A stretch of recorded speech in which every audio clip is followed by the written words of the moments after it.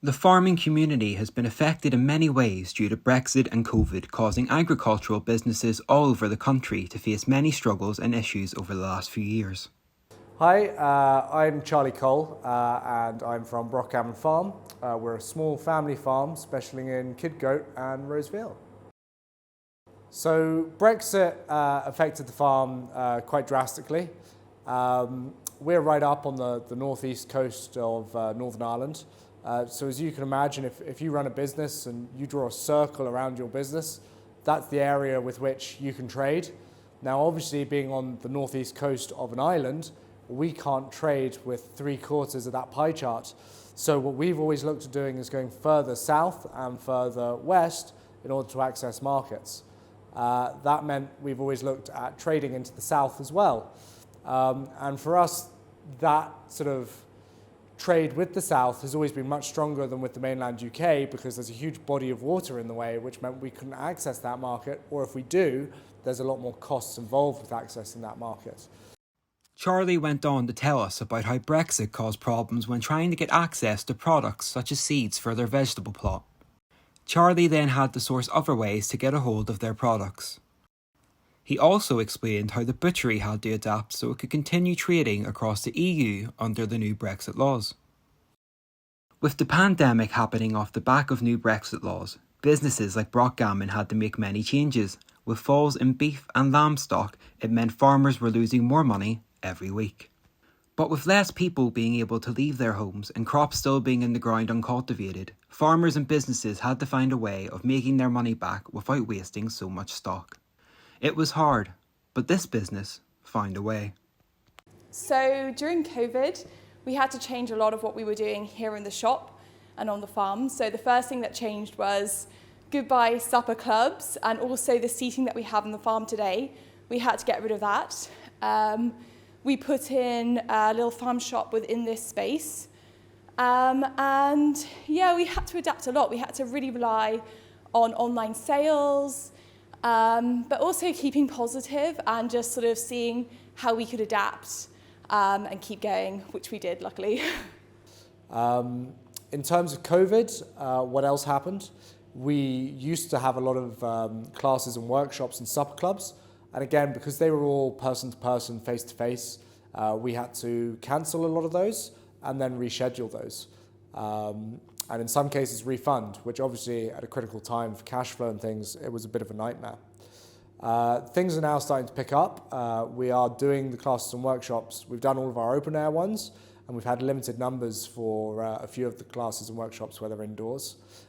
In terms of the supper club, where it's big sort of communal, convivial dining, we haven't redone that, but we plan to start that again in April.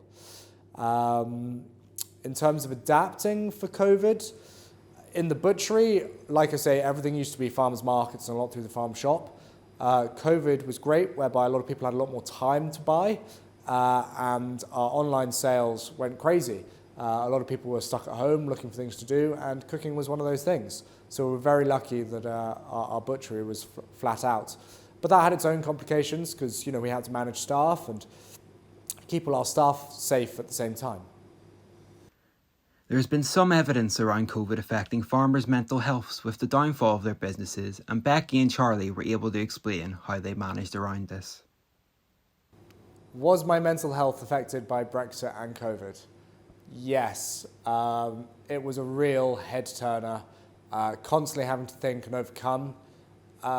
Sad to say, but I sort of quite thrive on that sort of stressful situations. I enjoy the challenge of having to overcome weird barriers and hurdles. So yeah, so long as I kept seeing it as a game and a challenge, it was fine. But yeah, the day-to-day realities of it was really tough. And there was moments throughout where we didn't know whether we would make it through day to day, whether there would be the money in the pot to pay the next bill. But yeah, thankfully we were able to keep going, and we've made it through to the other end. Personally, I don't think my mental health was affected with Brexit and COVID, because I think that both myself and Charlie are quite buoyant, positive people. Like, we can always find the good side of a situation, and there's always a silver lining, even in the worst case scenarios. And we kind of realized, okay, these are challenges. They're not ideal, but they're there. And we just adapted the best way we could. And I think with farming, that's a good attitude to have anyway. I think it's good to diversify and have your fingers in many pies and look on the bright side. Was it a challenge? Yes. Was it always smiles? Definitely not.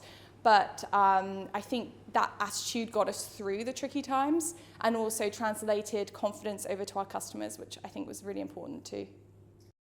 Brexit made life hard with exporting and importing, but also created increases in a lot of pricing, meaning a local business had to increase their prices to turn over a profit. It also meant businesses had more paperwork and obstacles to go through just to transport products overseas. Charlie explained what the farm's future holds, with COVID still being an issue and Brexit starting to come into full effect. So what do I see for the future of the business? The environment has always been core to the concept of Broughgammon. Our aim is to produce food for local people that is sustainable and looks after the environment. For us, we see that as decoupling from existing supply chains and basically being able to add value to produce on farm and offer a direct field-to-fork supply chain. So we're going to continue to develop our butchery, try to look at offering contract services so other farmers can also enable of that supply chain and direct marketing, sort of cutting out the middlemen, as it were.